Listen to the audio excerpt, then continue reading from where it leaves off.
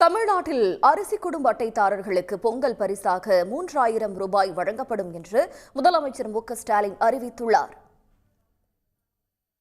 கொண்டாடும் வகையில் அனைத்து அரிசி குடும்ப அட்டைதாரர்களுக்கு பொங்கல் பரிசு தொகுப்பாக 1 கிலோ பச்சரிசி, 1 கிலோ சர்க்கரை மற்றும் முழு கரும்பு வழங்கப்படும் என முதலமைச்சர் மு.க.ஸ்டாலின் ஏற்கனவே அறிவித்திருந்தார்.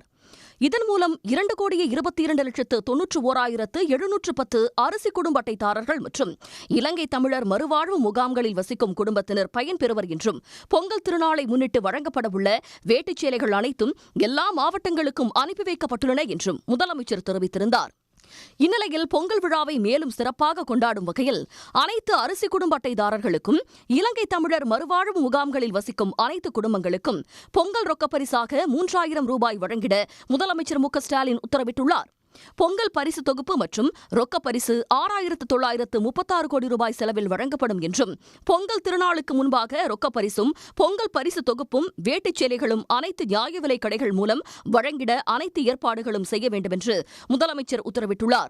இதனிடையே பொங்கல் பரிசு தொகுப்பு பெறுவதற்கான டோக்கன் விநியோகிக்கும் பணி தொடங்கியுள்ளது. நியாய விலைக் கடை ஊழியர்கள் வீடு வீடாக சென்று டோக்கன் வழங்கி வருகின்றனர். இந்த டோக்கன்கள் நியாய விலைக் கடையில் வழங்கி பொங்கல் பரிசு தொகுப்பை பெற்றுக் கொள்ளலாம் என தமிழ்நாடு அரசு தெரிவித்துள்ளது. உடனுக்குடன் செய்திகளை தெரிந்து கொள்ள சன் நியூஸ் பெல் ஐகானை கிளிக் பண்ணுங்க.